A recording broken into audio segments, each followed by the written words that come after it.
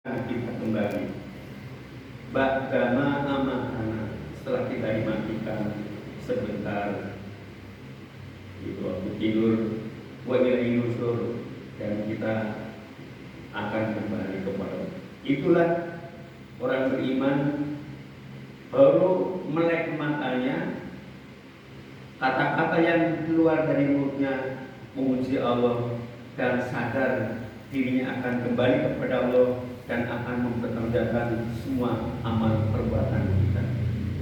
Salawat serta salam semoga Allah melimpah curahkan kepada junjungan Nabi kita Muhammad Sallallahu Alaihi Wasallam, kepada keluarganya, kepada para sahabatnya, dan kepada para pengikutnya yang setia hingga yaumil akhir.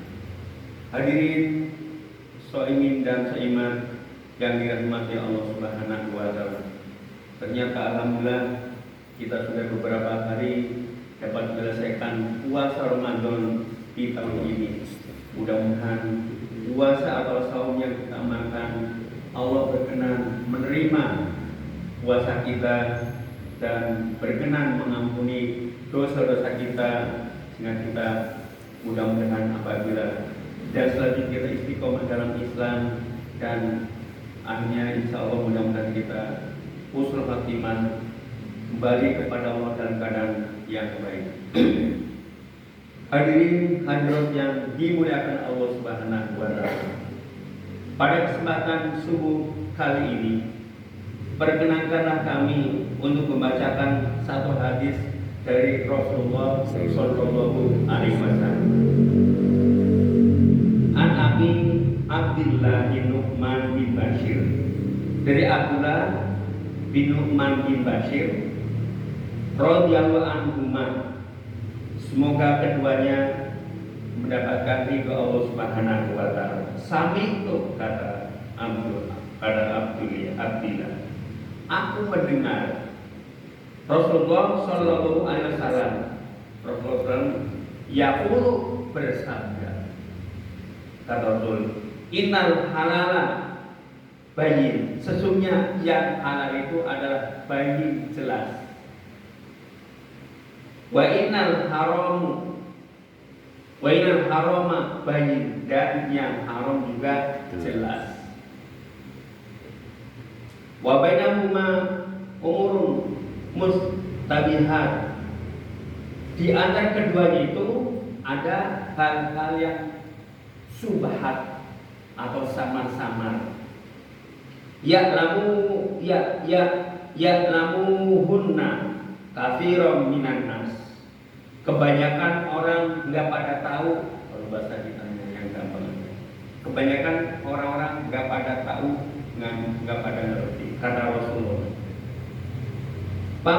pamanit tako syubhati pakotis tak baru idinihi wa irdihi, siapa yang terpelihara menjaga dirinya dari hal-hal yang subhat, maka dia berarti menjaga dirinya, agamanya, dan menjaga kehormatannya. Jelas ya. Waman waqa'a fi subhati, barang siapa yang terjatuh kepada subhat, waqa'a fil haram, berarti dia terjatuh kepada yang haram.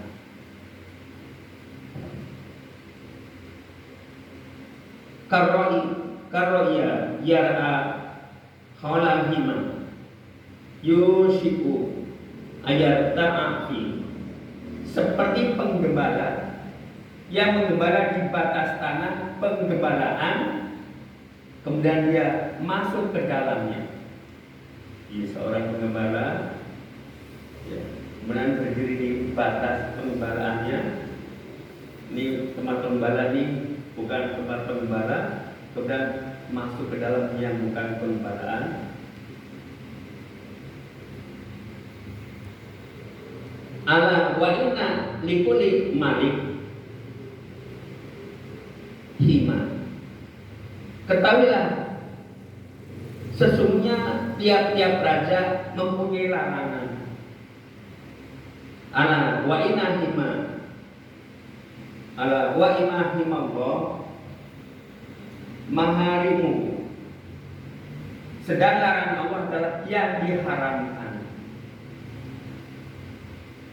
Ala wa inna fil jasadi mudghah, ingatlah sesungguhnya di dalam diri-dirimu itu mudghah, ada segumpal daging. Idza salahat, apabila segumpal daging itu baik, salohal jasadu kullu, maka baiklah seluruh badannya, jasadnya. Wa idza fasadar jasadu kullu, apabila segumpal daging itu rusak, maka rusaklah dalam jasad itu. Ala wahyal qalbu, ketahuilah itu segumpal daging itu adalah hati. Kita ingat dulu Ustaz Haji Muslim, kenanya Ustaz Haji Muslim ya, itu menjelaskan hati itu ibarat kalau mobil, beliau mengatakan almarhum, ibarat dinamo. Mobil itu betapapun bagusnya mobil, tapi kalau dinamonya rusak, maka nggak bisa jalan. Tapi kalau dinamonya bagus, walaupun mobil itu rewel, tetap akan lancar. Jadi itulah karena pengaruh, kalau tadi umpamakan seperti raja memerintah seluruhnya, dan kita dari hati raja yang dapat memerintahkan semua penglihatan, pendengaran, semua itu dari hati. Itu Ustaz Haji. Kemudian saya ingat AAG, ibarat gelas, kalau isinya itu kopi atau ibarat teh kok lah, kalau isinya kopi dituangnya isinya yang keluar kopi. Kalau teh kok isinya air putih, begitu dituang juga air putih, dan seterusnya dan seterusnya. Karena itu menurut Agim, hati itu perlu ditata, hati itu perlu dibersihkan, diatur. Maka istilah Agim manajemen hati kan sering dengar ya begitu. Dalam kita pun demikian. Rambut itu kalau nggak diatur itu berantakan. Tapi kalau diatur, walaupun rambutnya panjang, dia akan indah. Makanya hati itu perlu diatur. Sampai waktu zaman Nabi ada sahabat yang rasanya gelisah, gundah, kesel, maka sholat malam minta kepada Allah, ya Allah, kalau hati saya ini nggak baik, tolong ganti hati saya itu yang lebih baik lagi. Sampai sahabat seperti itu. Karena yang jadi mindset itu juga dari hati juga semuanya. Kalau hatinya baik, perannya juga baik, langkahnya juga baik. Energinya, energi yang keluar, yang nampak juga energi yang baik. Tapi kalau hatinya, kolbunya rusak, semua mindsetnya, energinya keluar juga serba rusak. Mindsetnya senangnya kerusakan, tidak baik. Cenderungnya kepada yang tidak baik, ucapannya itu tidak baik. Tapi kalau sama yang tidak baik itu suka senangnya, hobi malah. Tapi bagian hatinya bagus, ucapannya juga akan berucapan-ucapan yang bagus, yang mengandung hikmah, yang bermanfaat, bukan hanya pada diri tapi juga kepada orang lain.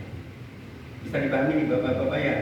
Nah, jadi kita harus diatur dulu hati kita supaya kita husnudon kepada Allah, kepada orang lain, selain pada dirinya juga. Kita nggak negatif, tapi kalau energi tadi baik, tidak baik tadi ya baik aja dianggapnya nggak baik, indah dianggapnya rusak. Itu hati. Makanya kata di dalam Al-Quran, yauma la yanfa'u, nanti di akhirat, yauma pada hari nanti layak tahu tidak gunanya, tidak ada manfaatnya, malu harta yang banyak, wala baru dan anak-anak yang banyak, illa tadi tidak berguna, illa kecuali man atawa biqol bin salim, kecuali yang datang kepada Allah yang hatinya yang indah, yang selamat. Karena kata Rasul, hati itu ada 3. Hati yang marit, qalbun marit, hati yang mayit, hati yang mati, qalbun marit, hati yang sakit, qalbun salim, dan hati yang selamat, yang indah.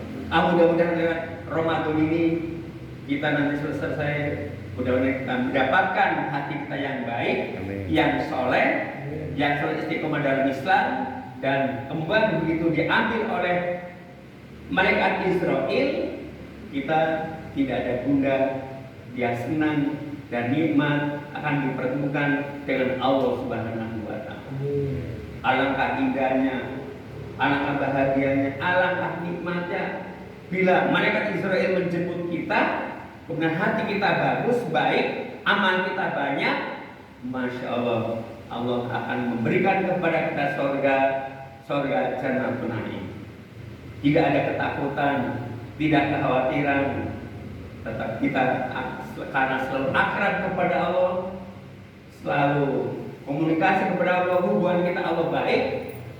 Begitu pula insya Allah hubungan kepada manusia kita akan baik, dan peka kepada sesamanya, peduli kepada sesamanya, dan kita selain hablum minallah baik, hablum minannas juga kita akan baik. Barangkali ini saja yang bisa sampaikan, kurang dan lebihnya mudah-mudahan Allah Subhanahu wa Ta'ala akan mengampuni dosa-dosa kita dan menerima amal kita yang baik, terutama amal-amal di bulan Ramadan. Barakallahu. Wassalamualaikum warahmatullahi wabarakatuh. Waalaikumsalam.